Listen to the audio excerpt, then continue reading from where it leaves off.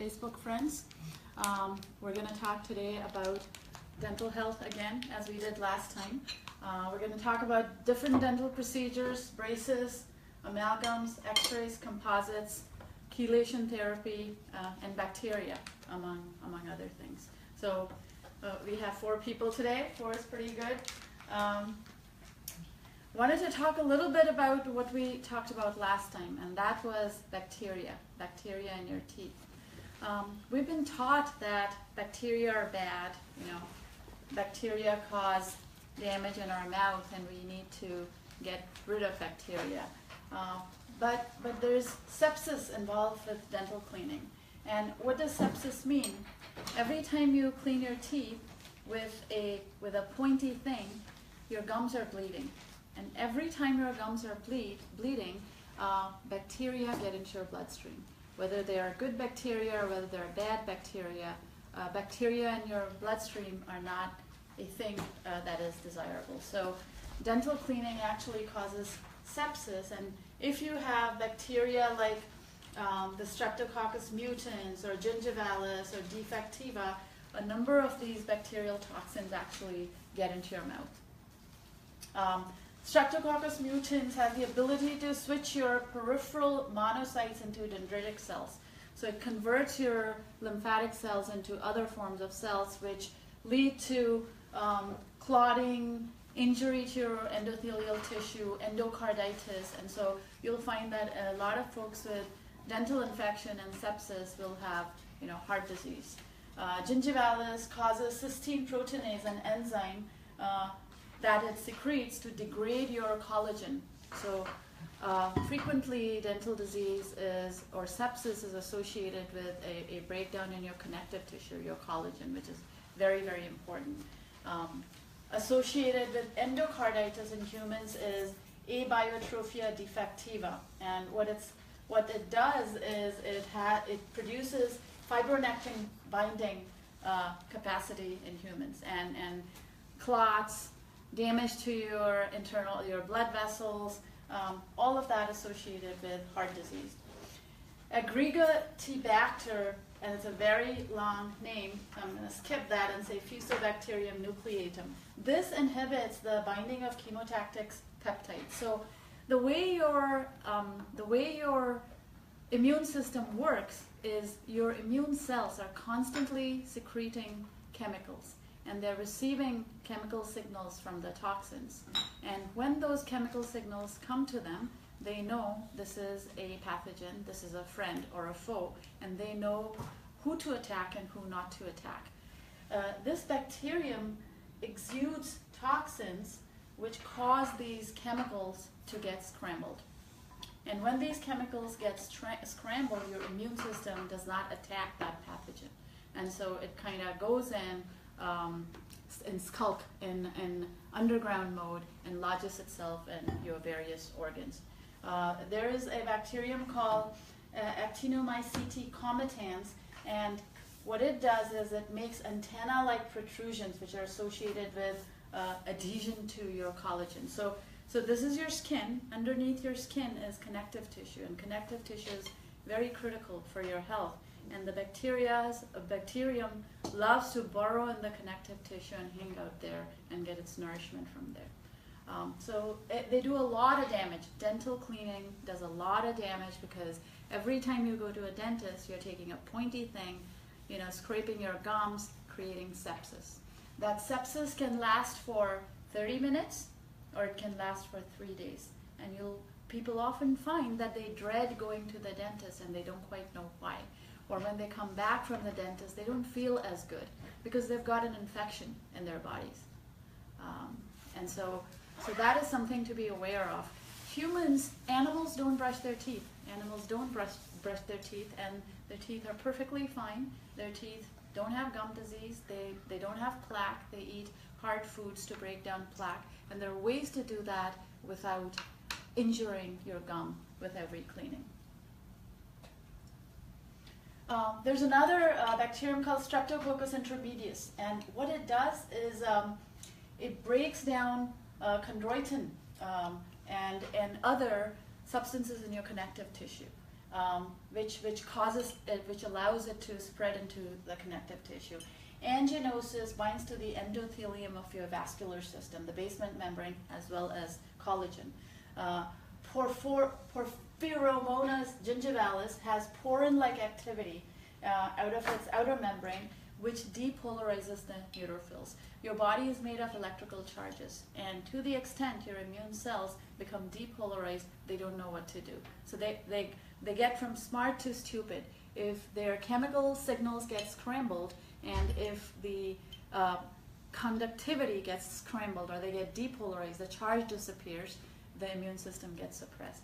And people with dental disease will frequently have chronic, what seems to be autoimmune disease, because your immune system is trying to fight this all the time. It's fighting the bacteria, it's fighting the viruses that are getting into your blood system, your vascular system, your lymphatic system, and a lot of these will cross your blood-brain barrier and go into your central nervous system. When viruses and bacteria go into your central nervous system, it causes a lot of inflammation. And that is sort of the genesis of modern day neurological disease. So, they have a lot of names like multiple sclerosis, epileptic seizures, optic nerve neurosis, a whole bunch of things that are associated with inflammation in the brain. And frequently it's related to dental issues. So I would say seal off your dental cavity from the rest of your body. Your mouth is connected to your alimentary canal for a good reason. That is where your body is able to deal with bacteria and viruses. The bacteria in your mouth are not meant to enter your bloodstream or enter your lymphatic system or enter your cerebrospinal system. So dental cleaning and sepsis is actually a dangerous thing for the rest of your body.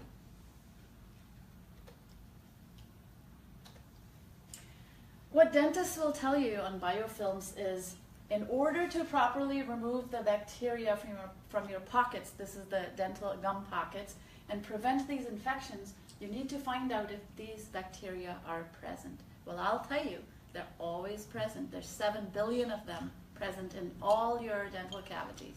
You can't get rid of them if you wanted to. Then they will say, if they are, you have an infection, and these germs form a biofilm on your teeth and under your gum. Well, guess what? Biofilms are constantly there unless you disrupt them with antibiotics. And they are to be welcomed because they have a lot of valuable digestive enzymes in them.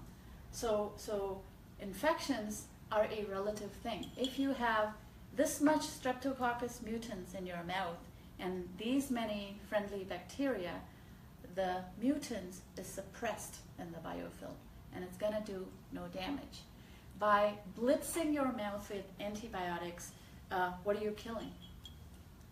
Anyone take a guess? Everything. Yeah, you're mainly killing your friendly bacteria and only secondarily killing the bad guys.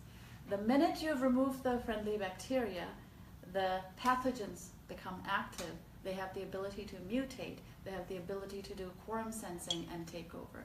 Then you go to the dentist and he scrubs it with that pointy thing, and now all of a sudden you've got sepsis and bacterial infections get into your mouth. So now that the dentists are saying, boy, if you have an infection, it must be eradicated. This biofilm cannot be broken up with antimicrobials or even the best home care. You know what that means. Don't do home care. You must see a dentist trained to deal with this biofilm and hidden infection.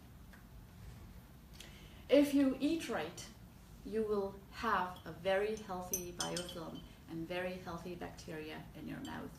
And home care is probably the best care you could give to your teeth.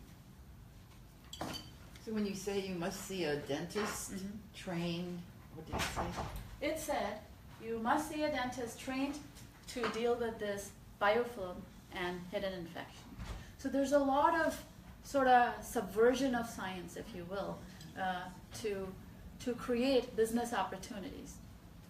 And what this is doing is you're going to end up getting anxious about this. It's going to create worry over the condition of your teeth. and you're going to end up seeing a dentist, getting antibiotic treatments, getting poked underneath the gums, and not taking care of the friendly biofilm that you got. And to repeat from last time, you got 6 to 7 billion bacteria in your mouth.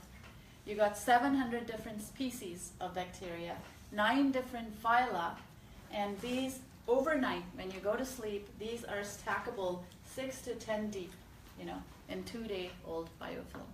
And there's a reason nature made it. There's a reason God made this biofilm. The friendly bacteria help us digest our food. They produce amylases, proteases, lipases to help us digest fats, starches, and proteins. They interact with your saliva to talk to the saliva and produce minerals that you need from the food right in your dental oral cavity. So I think it's important to change our attitude towards bacteria. And if there's one thing that we've all done, we've made a lot of fermented foods, right? What you want to do is avoid daily sepsis. Avoid using toothbrushes, avoid using pointy things or scratchy things that make wounds in your mouth and create sepsis. Even good bacteria are not welcome in your circulatory system. Your circulatory system wants to be sealed off from your oral cavity and your colon. Oil pull, if you got bleeding gums, oil pull, that'll help a lot with bleeding gums. And you can brush gently with a bunch of different things. Everything from, hey, Sorry, it's... oh, come on in. Everything from neem sticks to your fingers. Hello, husband of Noor. Yeah. Nice to meet you. Welcome. Avoid harsh procedures. So we're talking about dental health part 2, and we started talking about bacterial biofilms. Avoid toothbrushes, teal picks, those violent jets of water, electric toothbrushes, those are violent to your oral cavity. Bleaches, surfactants, soaps, enamel coaters, and all drugs. The second you coat your mouth with drugs or you coat it with glycerine, your dental tissue cannot talk with your saliva. Your saliva cannot coat your cavities and remineralize them as they form. Newly made cavities can be easily remineralized if you let your mouth be, if you let the saliva exude the minerals and put them on your teeth. Nurture your oral biofilms at both ends. So you got biofilms in your belly, you got bacterial biofilms in your colon, and you've got bacterial biofilms in your mouth. So you want to hang on to them. You want to hang on to them. This is oil pulling before and oil pulling after. Just a simple oil pulling will get rid of plaque, the tartar that annoys you, using sesame oil, using baking soda, using activated charcoal. I use a blend of spices. I'll blend them up, and rubbing wood on your teeth is very non-toxic and very non-bruising to your gums. So changing your attitude towards your bacteria is super important and will result in good dental health. Now we're going to talk about fluoride, and everybody knows that Marin water is fluoridated. Mm-hmm. Yes. Marin water is fluoridated, and what was the water that's not fluoridated? Sonoma? Is that right? No, Okay. It's Nevada. Nevada, okay. North Marin. Okay, North Marin water is not fluoridated. Marin water has 0.3 parts per million of fluoride, and we'll talk a little bit about fluoride and your dental health. 98% of the rest of the world does not use fluoride in its drinking water, and they have excellent teeth. 98% of the European countries don't use fluoride, although we'll talk about one county in England that fluoridates. Guess what? Can anyone guess what they fluoridate? They fluoridate the milk of their children. Oh dear. School milk. Yes. And children are getting massive doses of fluoride in their milk, little growing children. And we'll talk about the effects of fluoride on calcium and calcium assimilation.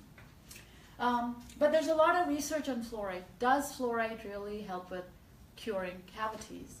And this is decayed, missing, filled, permanent teeth per child. So as you can see, this is 1, 2, 3, 4, 5, 6 decayed, missing, filled, or permanent teeth by child. And these are the ages of children ranging from 5 to 17. And they looked at children raised on non-fluoridated water, partially fluoridated water, and fluoridated water. And guess what? There's no change in cavitations in all water supplies. Fluoride has nothing whatsoever to do with cavitations. It does not prevent cavities. This was a myth created by the fertilizer and aluminum processing industry many, many years ago to get rid of a very, very toxic industrial byproduct, which is salts of fluoride. And so fluoride does not prevent cavities. What does it do? It makes your teeth brittle. It hardens your teeth. But hardening your teeth does not result in fewer cavities. If you look at folks from highly fluoridated water districts, you'll see their teeth are discolored. That's called dental fluorosis. And this is where the fluoride has replaced or displaced the calcium in the teeth. It's doing the same thing to your bone matrix. And with deadly consequences for children, for growth, cancer of the bones, fertility issues in women, mental issues, thyroid issues, and so on. It all started in the early 20th century with Alcoa chemicals making phosphate fertilizer and aluminum cans, where these fluoride salts were byproducts. And so what they did was they funded a lot of research, fake research, to say fluoride is healthful for your teeth, when the actual results of the research were opposite. And we will talk about that as well. And this is an actual ad from Alcoa saying, fluoridate your water with confidence. Use high purity Alcoa sodium fluoride. And this is a little blurry, but I'll show you that it really is from the Alcoa Chemical Company, which, and they put this ad in the Journal of American Waterworks Association. So it's a real ad saying, we're selling this so that you can fluoridate your water with these wonderful health-producing salts. In the meantime, sodium fluoride used to be used as cockroach poison, rat poison to kill ants, insects. All the phosphate and fertilizer plants and aluminum processing industries, the surrounding farms were decimated from the fluoride fumes, from the fluoride contaminating the groundwater. And so back when this research began, on the other side, fluoride was killing massive amounts of people, farm animals, decimating farms, and the EPA was putting pressure on these chemical companies to clean up their act. And to dispose of fluoride is a very, very expensive matter. So what did they do? 500,000 tons of fluoride is now disposed off to the municipalities and into your and my water supply. And that is why, folks, spring water is critical to health. And you guys are going to follow me one day to the spring, right? Looking forward. Yes. Sodium fluoride, the roach killer, kills roaches, crickets, water bugs, silverfish. It pretty much kills all life forms, including children. So what they did was, quietly, Andrew Mellon, who was on the board of Alcoa, did this research, conducted a study of 1, 2, 3, 4, 5, 6 cities. One was Pueblo, Colorado, Junction City, Colorado, 3 cities in Illinois, and then Colorado Springs. And they fluoridated the town water to 0.6 parts per million, 0.7 parts per million, 1.5, 1.7, 1.8, 2.5. To give you some idea, Marin is somewhere here, Marin water. And he was checking to see, do the children get cavities or not? And the percentage of children who were cavity-free, there was almost no change, but what happened, the percentage of children with fluorosis increased dramatically as the fluoridation increased. So what Andrew Mellon did was they suppressed this research There is no correlation whatsoever between cavities and fluoridation. They suppress the fluorosis data, and they use this to justify that fluoride prevents cavities. All future research has borne this out not to be the case. What happens when you fluoridate horses? Horses have been fluoridated in recent history, and you know how many gallons of water a horse drinks? A mare in lactation can drink up to 30 gallons of water every single day. So fluoride has a very big effect on horses.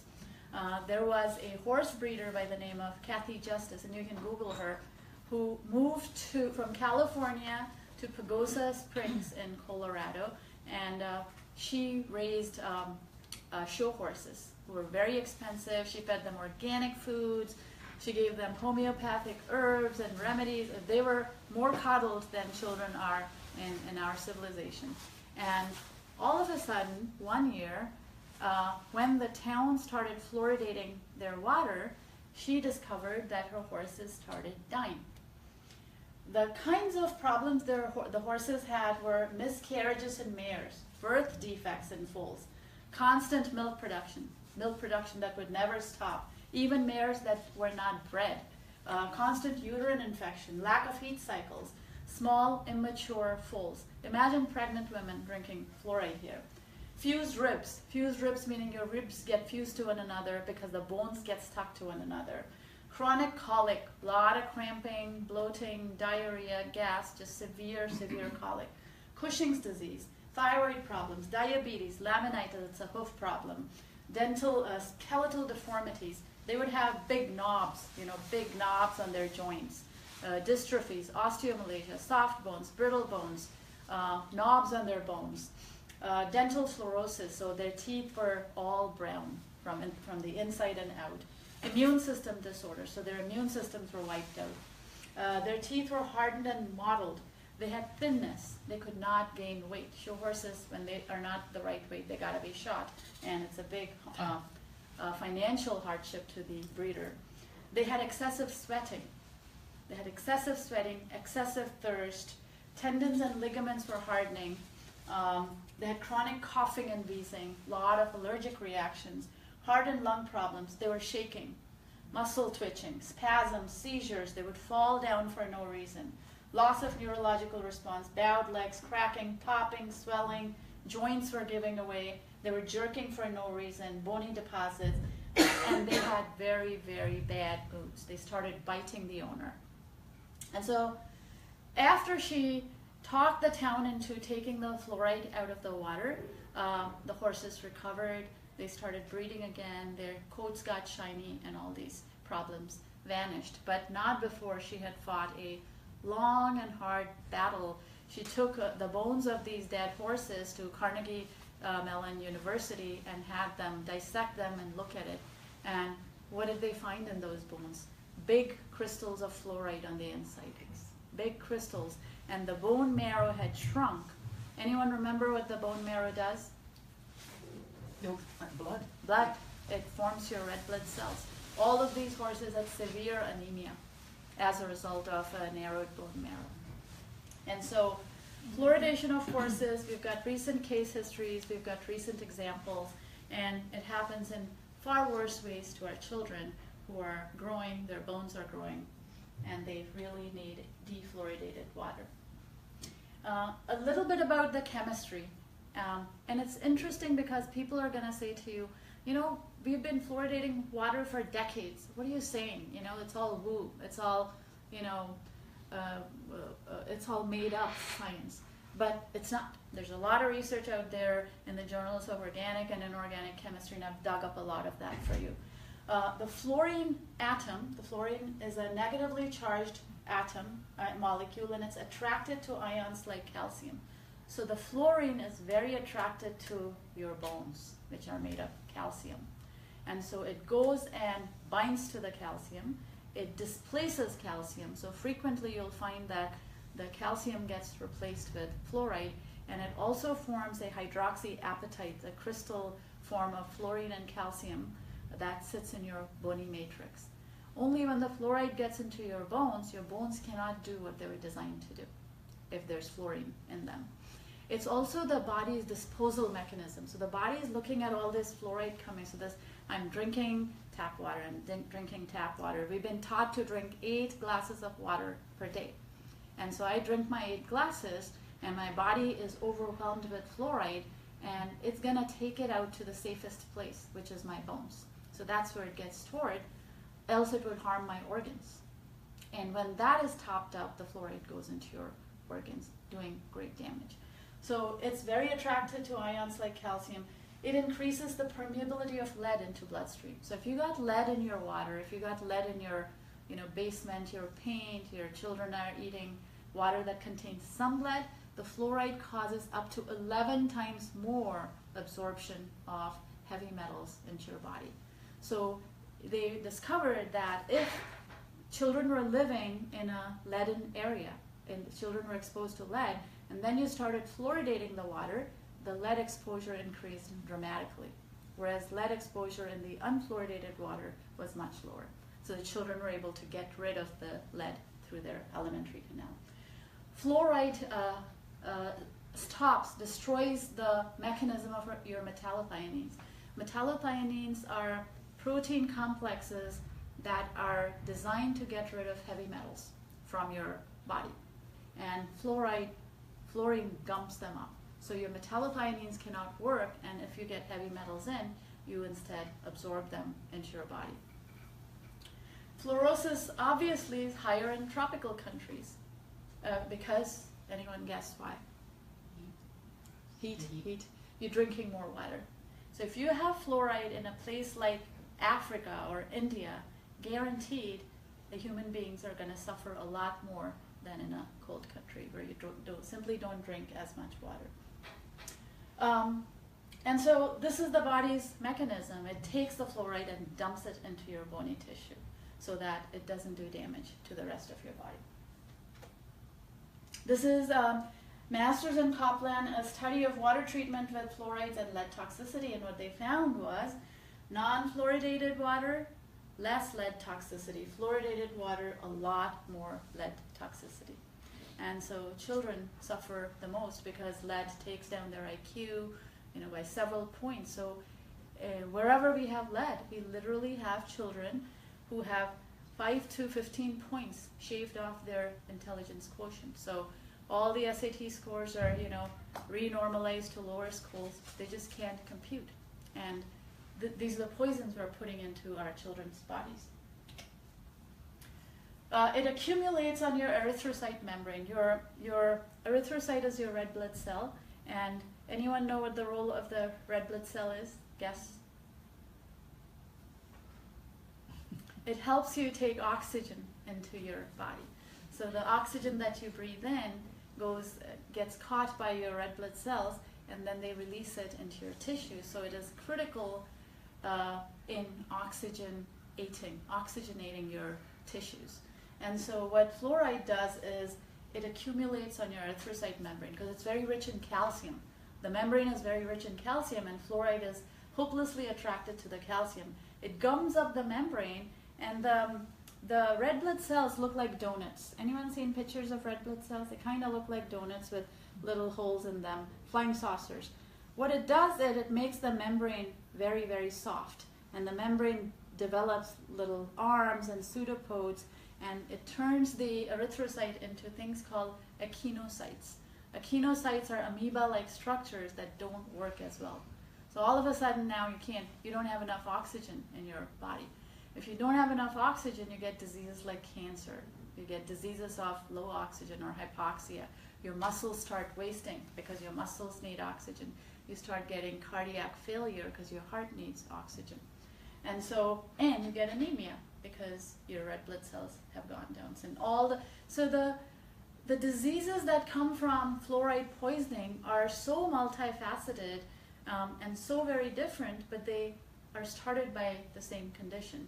And so doctors are treating heart disease here, they're treating multiple sclerosis there, they're treating neurological disease and cancer, but the solution is really taking poisons out of your body. And these echinocytes, the red blood cells, die much faster. Your normal blood cells die in about 4 months, but these are defective blood cells, so they die out faster. Then your bone marrow's got to make more of them, but it can't because there's fluoride accumulated there, and so you get anemia. So frequently with all these horses, they had severe anemia as a result of this. One thing that happens with fluoride is you get acute abdominal problems. You'll get either severe diarrhea or severe constipation, and that is because the fluoride reacts with the stomach acids, your stomach acid, and turns the hydrochloric acid into hydrofluoric acid. And anyone ever seen those accidents when fluoride tanks explode? They will go through concrete, they will go through steel, it will definitely cut through your stomach walls. So hydrofluoric acid is extremely, extremely corrosive and poisonous, and it takes out your intestinal mucosa. If your intestinal mucosa dries out or goes away, you know, bad stuff gets into your body, and then you get autoimmune disease. Not just autoimmune disease, but your bowel movements are hampered because you don't have smooth lubrication in your colon and in your rectum. You start getting stools that are very hard, difficult to get out. You get hemorrhoids, you get bleeding in your anus because the intestinal mucosa gets destroyed. And so you want to get fluoride out of your system, and it does a great deal of damage in very small doses. Some of the neurological manifestations of fluoride are nervousness, depression. You get tingling in your hands and toes, and the next thing you know, someone diagnoses a B12 deficiency. It may be a B12 deficiency, but it could be generated by fluoride, which wrecks your B12 mechanism. So what you want to do is look at the root cause. You want to look at the root cause. Regions of the brain are affected. The fluorine crosses the blood-brain barrier, accumulates in your pineal gland, which determines your circadian. It's the master clock in your body, and it determines your circadian cycles. And everything that affects the pineal gland is going to affect your nervous system. You get allergies, you get painful skin rashes, which are inflammations, round oval-shaped spots, and they come and go. They come and go, and you keep applying prednisone and taking cortisone shots and doing this, that, and the other, but the problem is much deeper, or the problem is actually simpler. Get fluoride out of your water. Urinary tract infections. Your urinary tract is trying to get rid of the hydrofluoric acid, and it's very corrosive and toxic to so it's always going to get very irritated. So people who have fluoridation type diseases get constant urinary infections, and you'll find that if you drink good water, those infections sort of go away. Fluoride displaces calcium. So because it displaces calcium, that calcium lands in your soft tissue.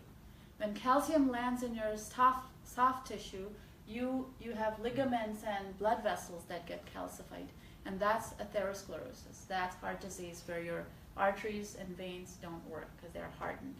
So taking fluoride out of your water will instantaneously soften up your arteries and veins and make your heart feel better.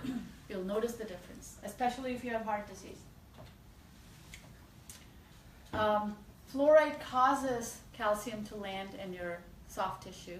It messes up your so you have a thyroid gland here, and near that there's the parathyroid gland, which is responsible for your calcium phosphorus balance. And that gets messed up with fluoride toxicity. And so there's a very close relationship between fluorosis and hyperparathyroid. So the parathyroid gland goes, there's not enough calcium, there's not enough calcium. So it excretes too much calcium. It causes the body to excrete too much calcium.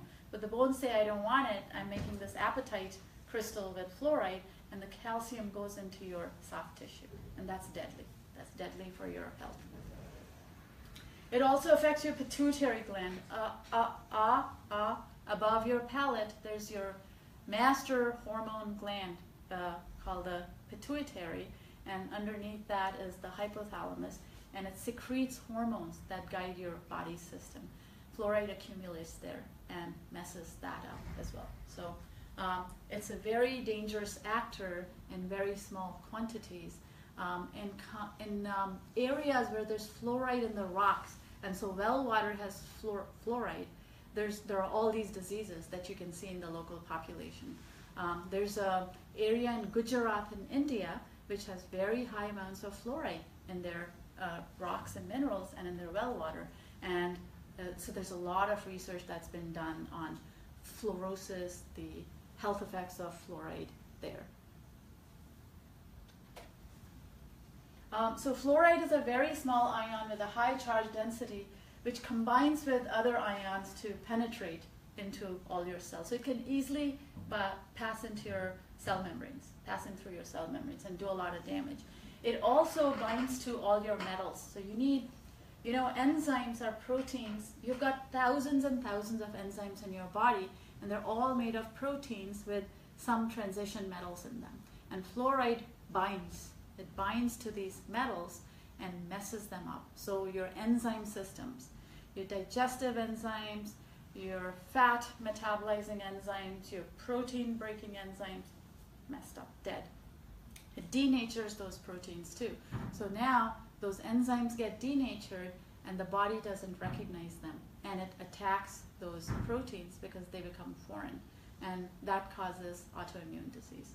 So because it is so attracted to all these metals, anything with those metals in your body, that system is going to get disrupted. These broken enzyme systems are going to break your carbohydrate metabolism, so you'll have troubles digesting rice and flour and bread and so on. You'll have troubles making bones. You'll have troubles digesting fats because the enzyme systems get broken. And all of that leads to all these what I call diffuse symptoms, which is you go to a skin specialist for your skin stuff. You go to an endocrinologist for your endocrine stuff, and you say, "Doctor, I can't figure this out. I've got all these things, and for every single thing, there's a Latin name." And so the doctor goes, "You've got psoriasis, you've got gastroenteritis, or you've got arthritic joints, or you've got endocarditis." And so these are just basically the names of those English language conditions in Latin. So the doctor is telling you nothing you don't know already. You've got a rash in your skin. He's just calling it psoriasis. And the underlying condition is what you want to address, and that is you're poisoning your system with fluoride. We know that there are at least 24 enzyme systems damaged. And the reason we know that is we have studied them. Scientists have studied them at length. There's probably a lot more. Your fat dissolving, fat metabolizing enzymes are destroyed. Phosphatases are destroyed. Your muscles run on an enzyme called coenzyme Q, which is used to give energy, build energy. It's used in oxidative phosphorylation in your mitochondria and your muscles. And that enzyme, succinate dehydrogenase, gets destroyed by fluoride. And so you get muscle weakness. Now the muscle weakness gets diagnosed as muscular dystrophy or sclerosis of the muscles, but it can be reversed if in time you take fluoride out of your water. Salivary acid phosphatase is reduced in half. So your saliva starts the process of digestion, and the salivary enzymes decrease with fluoride in the water. Cholinesterases, these are the enzymes that guide your nervous system. So you cause your neurons to fire, not misfire, and it wipes out these enzyme systems. So you'll have sudden pain, numbness, tingling, and no one can explain it. Neuralgias that are inexplicable, they are typically related to poisoning of some sort. And so you want to look at your environment to see what is causing these neurological symptoms. Please interrupt me. I know we're taping it, but feel free to. Alkalinephosphatase causes bone growth and liver function. That is destroyed. And the way fluoride works is it switches off an enzyme by attacking it at its weakest links, which is the hydrogen bonds. Fluoride, it reacts very violently with the hydrogen in the enzyme proteins, and that's how it denatures enzymes. It destroys the cytochrome oxidase enzyme, which is an oxygen-carrying respiratory enzyme, so you get asthma and allergies and breathing problems. It forms bonds with amides, so your DNA is made of proteins, and when fluoride hits your DNA, the DNA gets mutated, and when the DNA gets damaged, it's going to reproduce in a damaged fashion. And if moms eat a lot of fluoride, they're passing on damaged egg, or dads are passing on damaged sperm to their offspring. So it's critical for youngsters in particular to keep their water clean. Don't damage your ovum and sperm. Once it's damaged, the effects last for several lifetimes. When protein is distorted, when these proteins are distorted, the immune system does not recognize the proteins, and that is a very big problem, because now the immune system is attacking its own enzyme systems. And then stomach. It typically starts with, I can't digest food. Oh, I get loose motions, or I get constipation. You want to drink pure water. Or you get nausea or vomiting in the morning because you don't have enough hydrochloric acid in your belly. It's been replaced with more of the poisonous stuff. Young children are very much at risk. Fluoride tablets have caused gastric hemorrhages in such large degree in young children that they've had to have organs taken out and replaced. And there's a lot of case studies on the damage. A child swallows fluoridated toothpaste.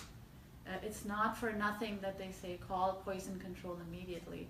You've got to get that child to vomit all that out, or the fluoride is going to go into the child's body.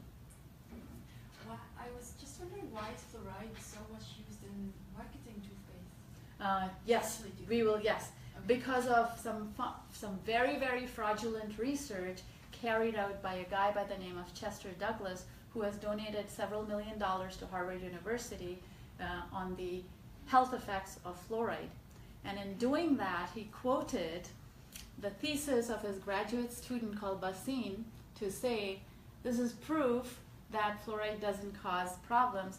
Basin's research actually proves or determined that fluoride in growing boys increased their risk of bone cancer 500 to 600%.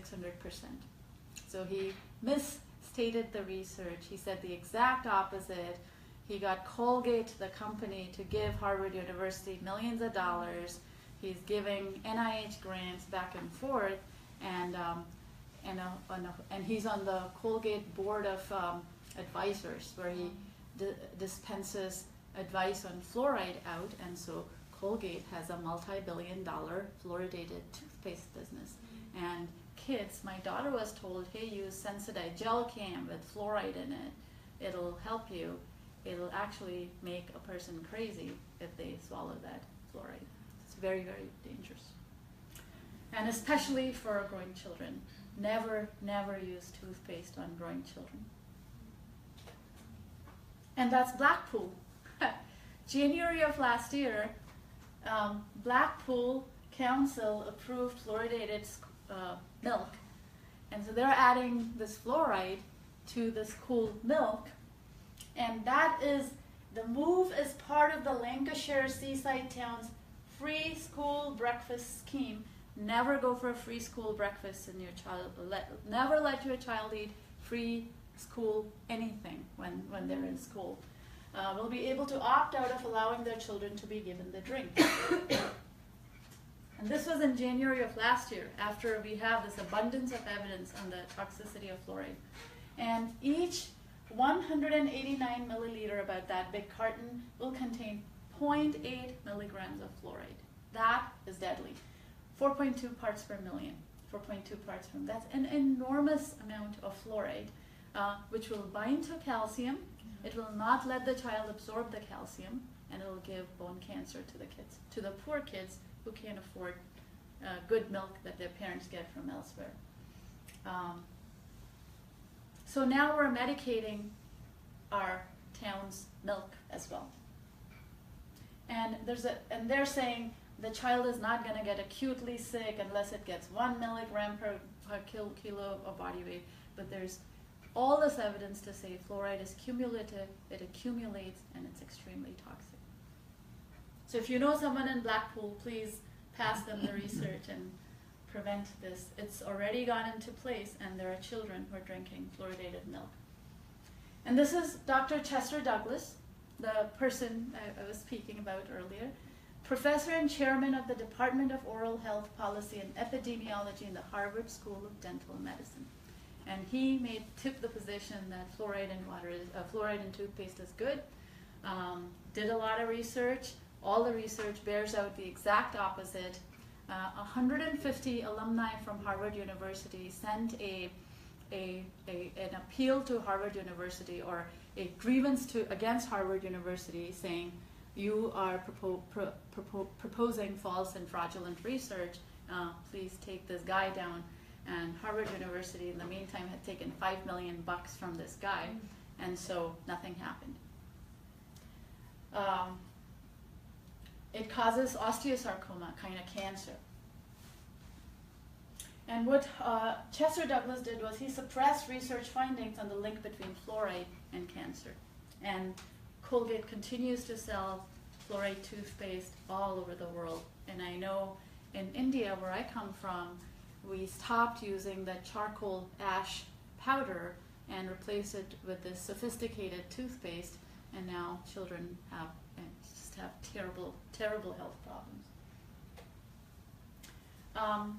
In his report, section 2 of Chester Douglas's report outlined, listed a 2001 doctoral thesis written by Elise Basine, a student of Douglas's, supervised by Douglas, and he cited her as a source. He said, Dr. Basine said, fluoride does not cause cancer, but when you look at the Dr. Basine research and what Dr. Basine actually said, Dr. Elise Basine actually said, by the time these boys were 20, these boys got bone cancer 400 to 500 times more than the boys with the lowest consumption of fluoride.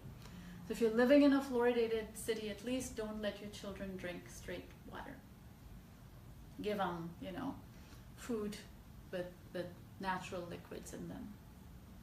So Basine and Douglas, it's ironic that they both started with the same raw data but came to very different conclusions. So how do you know that the water you buy in the bottle in the store does not contain fluoride?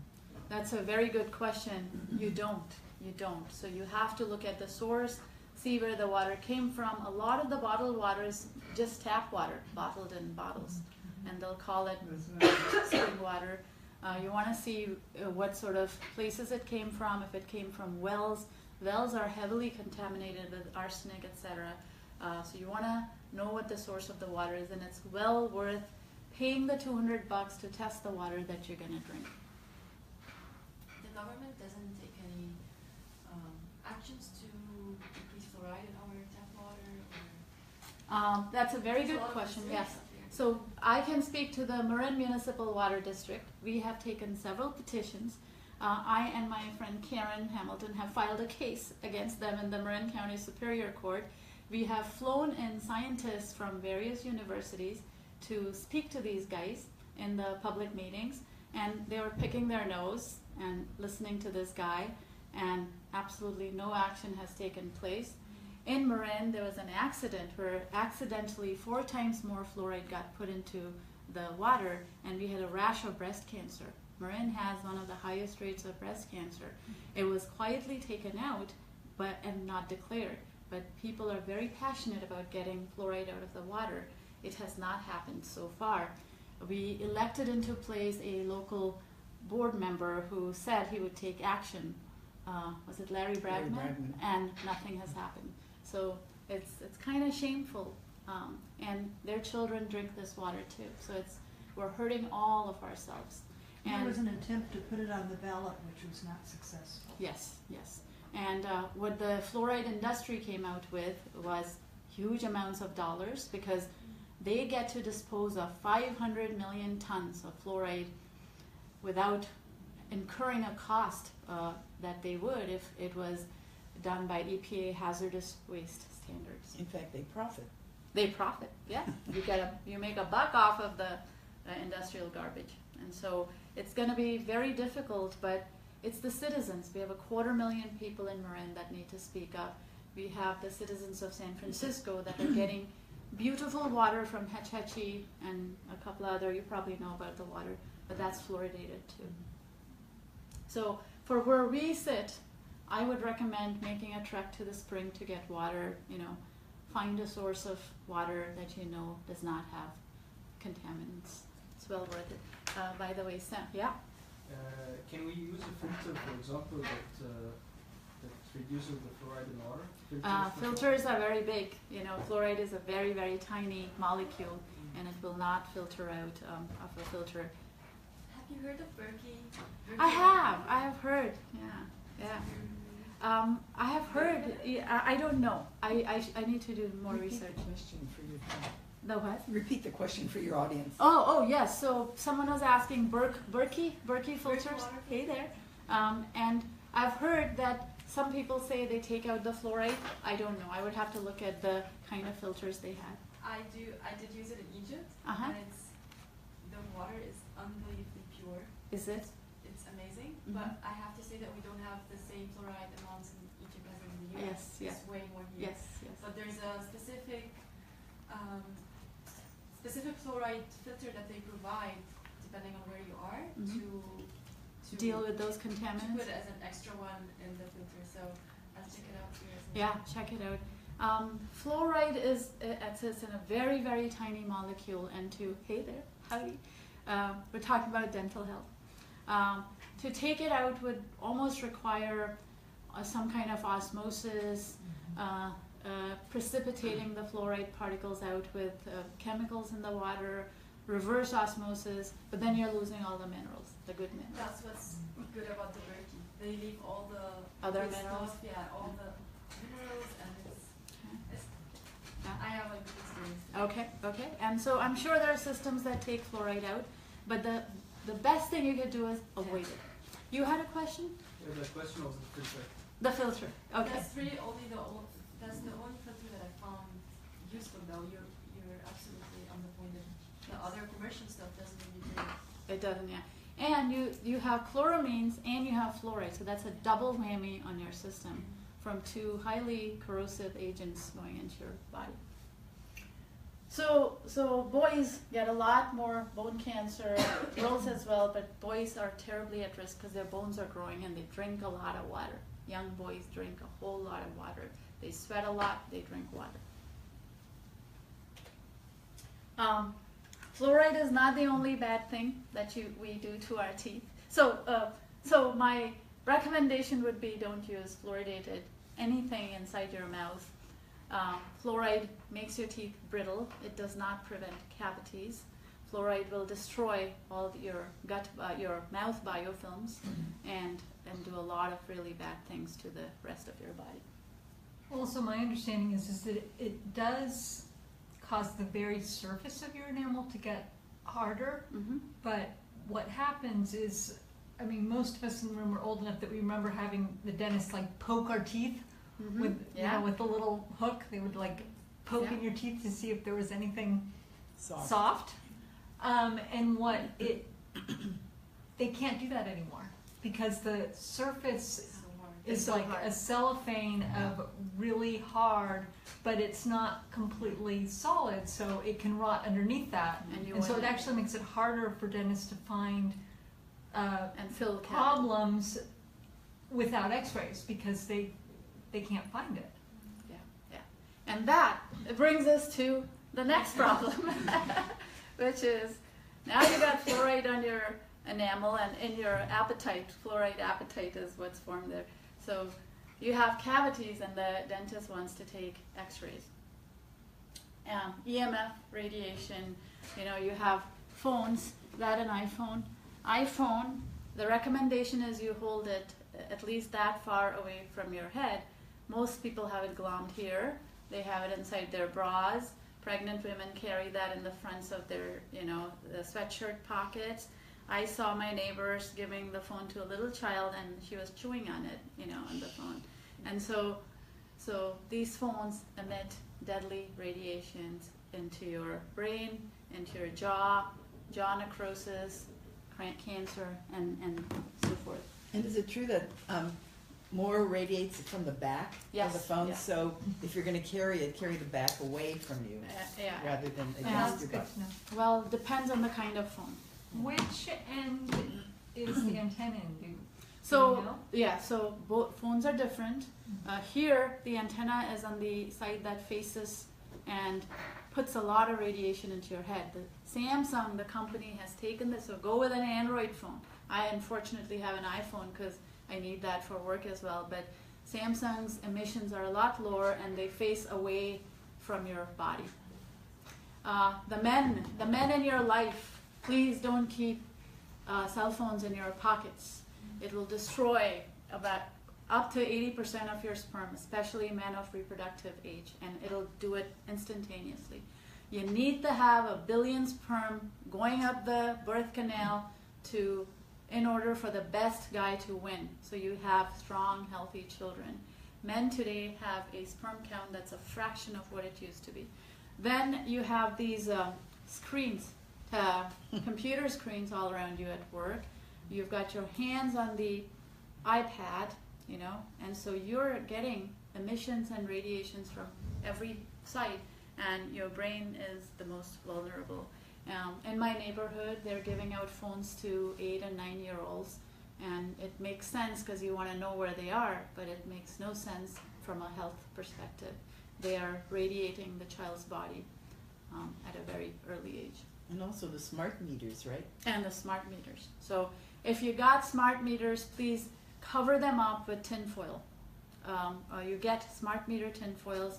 I live in a neighborhood that's very clustered, and I'm the only person who's gotten the smart meter removed. But guess what? I get radiation from everybody else. And so I'm living in a terrible place. In an apartment complex, in a building, the same thing's going to happen. Do what you can to put radiation barriers on things that actively emit different types of radiation. It will, yeah. What are you supposed to put aluminum or? You get special impermeable barriers for smart meters, for your cell phones. You can buy a purse that'll keep your cell phone radiation away from your body. Men can buy underwear that prevents emissions from going into your body, and it's no joke. It's actually pretty serious, and it has a big effect on your fertility. So dental X-rays are yet another thing that emit millisieverts of radiation. Mammograms emit millisieverts and sieverts of radiation. The Chernobyl disaster emitted 6,000 millisieverts of radiation, and anyone who got 6,000 millisieverts would be dead in a week. So all this radiation. The problem with dental and they'll keep telling you, hey, they're benign. It's only 0.005 per bite wing X-ray, set of 4, but it's cumulative. The radiation accumulates in your body. The effects of the radiation accumulate, and pretty soon you got 4 dental X-rays, you got 1 mammogram, you got a chest scan because you had, congestion in your chest, you got a CT scan, and all of a sudden you have been irradiated many times over, beyond safe levels. So you want to say no to dental X-rays whenever possible. You can cure your cavities with diet and diet only. And when they're in the early stages, you can remineralize your cavities by eating fat-soluble vitamins, foods that are very high in the fat-soluble vitamins A, D, K, and E, cod liver oil, raw milk, raw butter, stuff like this. I have this amazing smoothie made from raw eggs, cream, lemon juice. You can put honey instead of lemon juice, and raw milk, and 2 tablespoons of raw butter, or you can put in 2 tablespoons of coconut oil. Your brain will be on fire all day. You will not have ups and downs of hunger, and it's just awesome tasting. If you like honey, do it with honey. If you want a keto smoothie, do it with lemon juice. But dental X-rays assault your jaws, they assault your brain, and they assault your blood-brain barrier.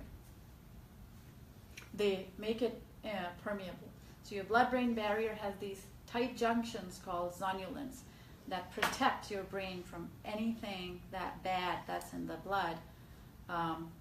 What the X-rays do is they open this barrier up so that after a dental X-ray, say, you give your child a shot of something that contains aluminum, that aluminum will go straight into the child's brain because the blood-brain barrier got breached. So big effect on brain barriers. Was that permanent? It can be permanent damage, but the body is very wise, and a lot of detox will help a lot of people, get it out of their system if they change their environment. I can feel it when I'm on phone conversations. I can feel weird things happening in my brain. When I did have a serious sports injury, it was in my pelvic, and I could feel the radiation of the laptop. If it's right here, the pain increased tremendously. And when I just take away the laptop, it was unbelievable. It's like me feeling like the radiation seriously in my body. And I feel it now as well, so I don't have the injury pain anymore, but I do have a special connection with radiation. It's like my body really feel it. And it's unbelievable when we experiment that. Yes. And once you experience it, you know. Yeah. I've heard that with laptops, and it's probably true with phones also, that they're worse if they're plugged in. If they're charging, that the radiation from them is worse than if it's unplugged. Well, quite it's different. Yeah. So computers, if they're plugged in, there's less radiation being emitted. Wireless computers, if you're getting Wi-Fi and you're touching the computer, then you're getting full frontal radiation at you. So whenever possible, plug in your computer. Whenever possible, use a mouse instead of the mouse pad. Whenever possible, use a landline instead of this phone in your home. So and the cordless phones in the homes emit anywhere from 600 megahertz to 2.5 gigahertz constantly. So your home is literally a radiation device. The older ones would stop emitting when you put it in the cradle, but the newer ones keep emitting even if it's in the cradle. They're constantly hunting for signals, and so your family will get a little mad at you. They will say, "Oh, I can't. I gotta be connected to this cord." The phone calls will shrink a little bit, but you are taking continuous radiation out of your house. And I mean, along that line, at night, when I'm going to bed, I put it on airplane mode so it's not searching all night. And turn off the Wi-Fi. And I don't have Wi-Fi in my place, and I shut off my phone. Yes. If you turn off your phone, then you don't need to put airplane mode. Oh no, some phones still emit. Yes. What? Yeah, even when it's off. The Apple has things in it that look for signals. So turn it on airplane mode, switch it off, pull out your radio clocks. I've tested the radio alarm clocks by your bedside. A lot of EMF is generated from them. And unfortunately, Richard will not let me take out the alarm. This is a guy who wakes up at 2 and 3 in the morning, but he cannot live without the alarm clock, in case he's watching this.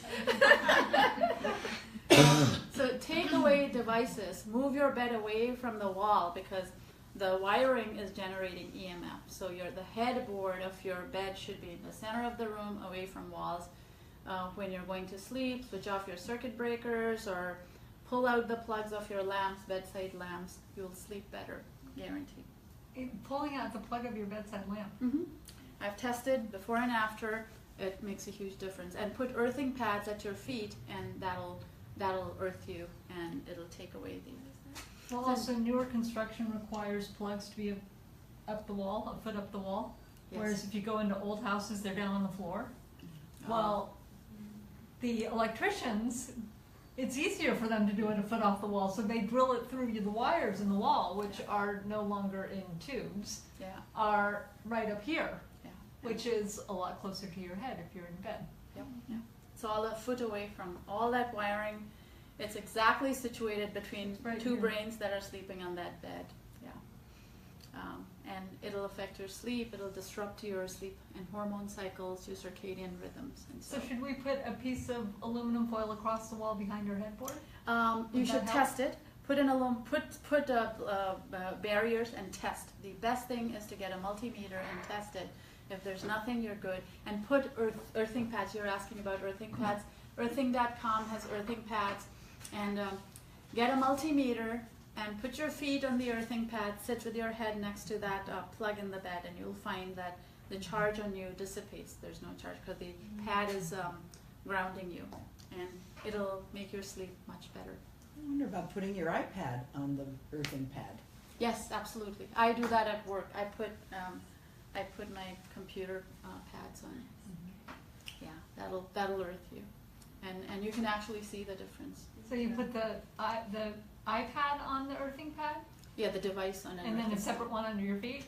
Well, it'll earth from there, because otherwise, the computer is a semiconductor, and your body is a semiconductor, but the computer has silicon in it, and your body has carbon, and it steals electrons from your fingers. So the minute you don't have electrons, you are in oxidative stress. You need electrons to reduce all the stresses in your body from the just burning of fuels, from the daily reactions. That are And going you on. don't actually have to touch it.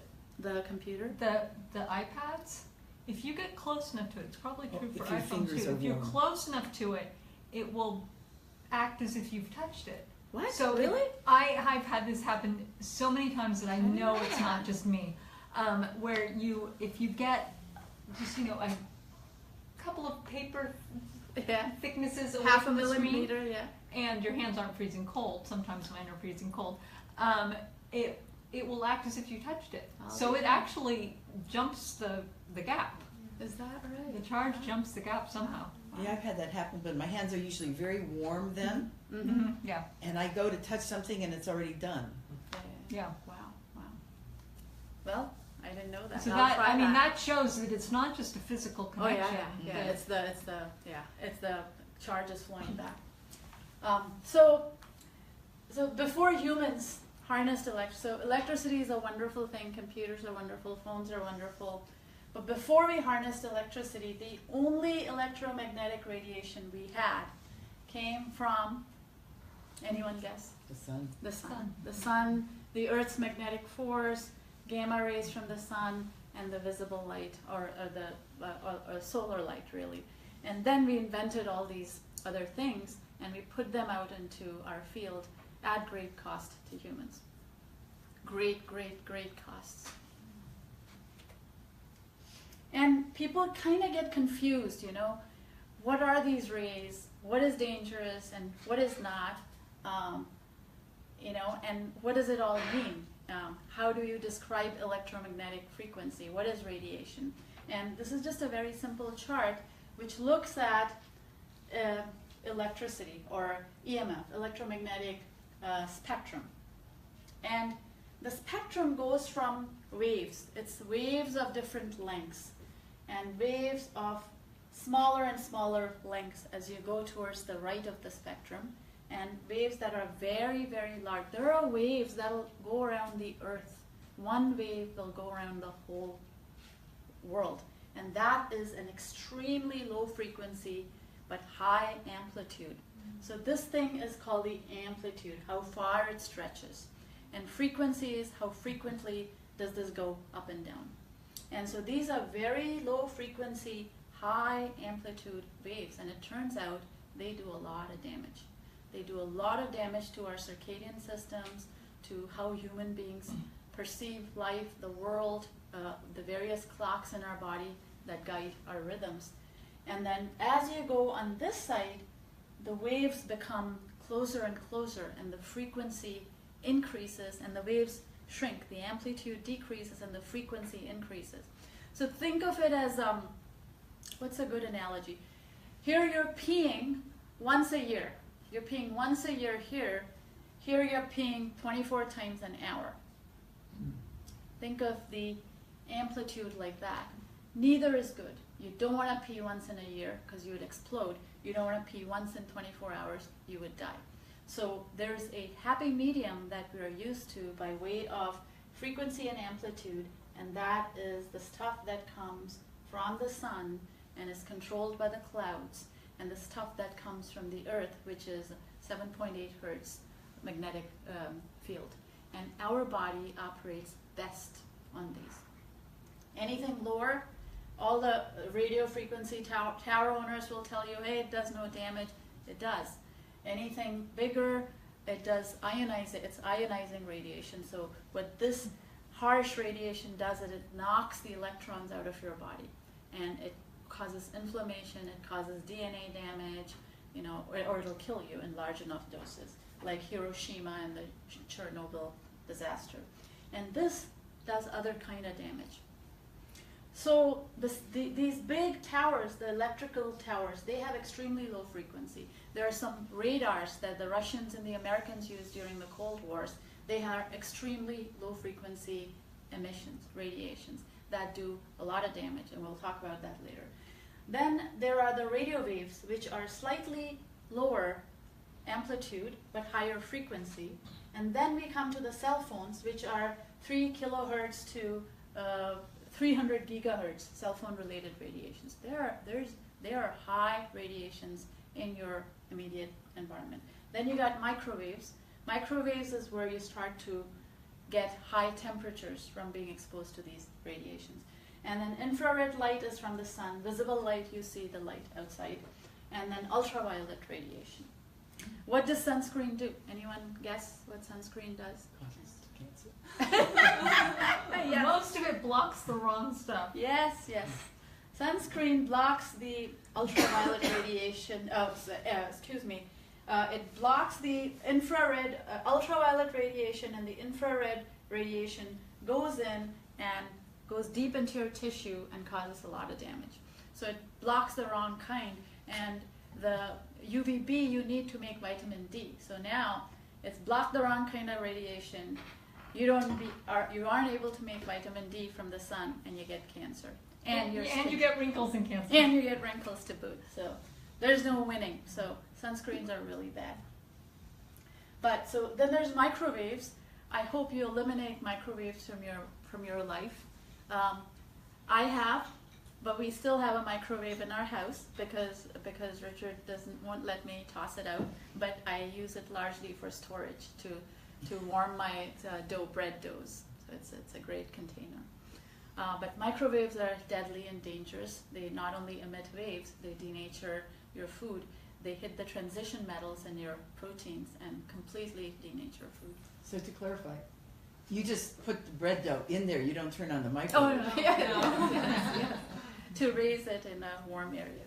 Unfortunately, a lot of restaurants use microwaves. Oh. Yeah. Oh, Yeah. Even Rustic Bakery, is that which right? serves all organic. I got a piece of quiche there a couple months ago, and I said, well, how did you heat this up? Oh, you popped it in the microwave. I was just like, oh, okay. If I come back, I'll get it cold. You just killed all the egg protein there. So microwaves, all of these come with their own dangers. So this half is called non-ionizing radiations, meaning they don't knock electrons out of your body. What they do is they mess with your brain waves. They mess with your circadian rhythm. And in that sense, they cause a lot of damage. On this side, you have things called ionizing radiation. These are the X-rays, the gamma rays, and they knock electrons out of your body. They'll kill you. They'll burn your tissue. That's what they use in radiation. What is the radiation they use for, there's chemotherapy and radiation? Mm-hmm. Where would that be? That would Here. be... Here. So that's extreme X-rays, so it's somewhere here, and it will kill tissue. Lasers are X-rays that will kill tissue. X-rays will do a lot of damage. And then dental X-rays sit somewhere here. And what this does is it opens up your blood-brain barrier, it destroys your DNA, or it damages your Video or not? Oh, and there's some of this. This is organic